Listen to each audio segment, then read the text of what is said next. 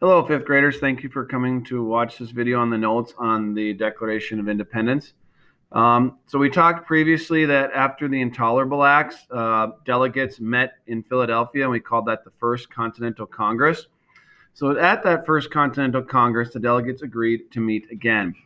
And they did that in May 1775 in Philadelphia. This time, all 13 colonies were there. Since they had first met, fighting had taken place in Concord and Lexington. Many members wanted to settle for peace. They didn't want to continue fighting with Great Britain, but they also knew that a war for independence, so their freedom from Great Britain, was possible. So in an effort to avoid war, Congress sent a letter, which we call the Olive Branch Petition. And breaking that apart, olive branch is a symbol of peace, and a petition is what you call asking somebody to do something or for something. So in this case, they were asking King George to stop what he was doing so they could have peace, like thus have him stop the unfair taxes, forcing them to let have soldiers live in their homes. It took a month, so a long time for this petition to reach King George, but it only took him 2 days to reject it. His response was, "No, I'm the king. I'm in charge. You don't tell me what to do." So he sent more troops to the colonies, and Parliament and himself said, "Nope, no more trading. We are done trading with the colonies."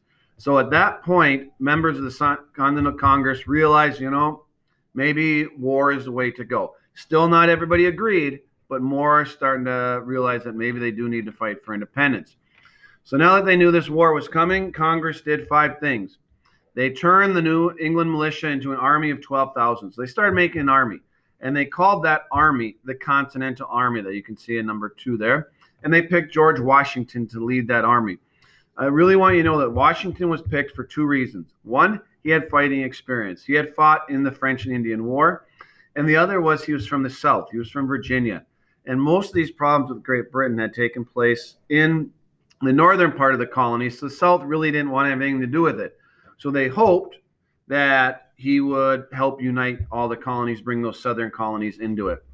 They also issued paper money, which they would call the Continental, to buy gunpowder and weapons. They created a commission to keep peace with Native Americans. So a commission is like a group. So they put together a group to work on finding ways to continue getting along peacefully with the Native Americans, because they did not want to be fighting the British and the Native Americans at the same time. They also started to get support from, or tried to get support from, other European countries like France, Spain, Germany. But those other countries, like, we don't want to yet. You have to prove to us that you can win. And once they had proof that the Americans would win, maybe they would help them. The reason they wanted proof is they were worried that if the Americans lost, the British would then be mad at those people that helped them. So the French helped the Americans lose, would the British be mad at the French? So that those other countries did not want a chance helping the Americans until they proved that they could win. So still not a lot of colonists were convinced that independence was the way to go. A lot of them, the people that wanted to stay part of Great Britain, we call loyalists, or another not so nice term was a Tory. So Thomas Paine wrote something called Common Sense. And he wrote a small pamphlet that gave colonists reasons to really think about fighting for independence. A couple of those big ones were it didn't make sense for a small island like Great Britain to rule a large continent like North America. It's like, they're so small, we're large. Why should they be controlling something so big? And number 2, the biggest thing was colonists should not feel loyal to a king that was ruling them harshly. Why would they want to be part of an empire where you have a king that's not giving them any say anything, that whole no taxation without representation? So when a lot of people read this thing, Common Sense, it helped persuade or convince a lot of Americans that fighting for independence was the way to go. So Thomas Paine he didn't do a lot other as far as fighting in the war, but his thoughts helped convince a lot of people to go that way. So Congress decided, now is the time to declare our independence from Great Britain.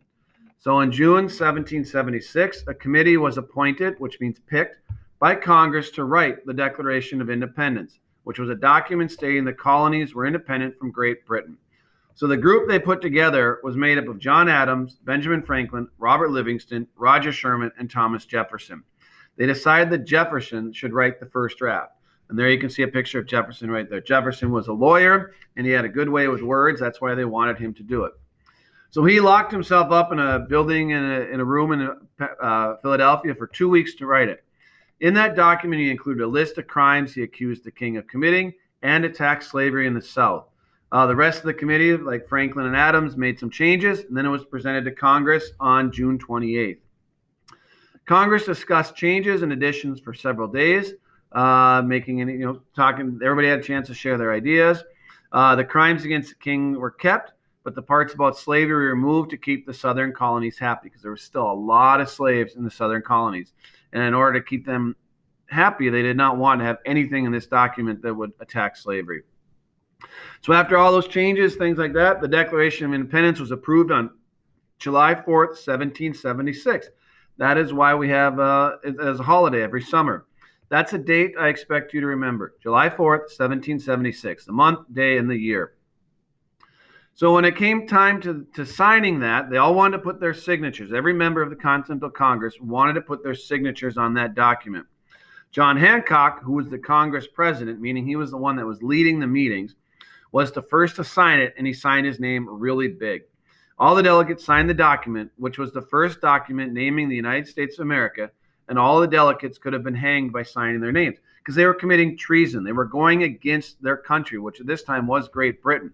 So by becoming traitors or by being part of this treasonous act, if the Americans had lost the war, all of these people that signed this document would have been executed or hung, killed by the British for being traitors.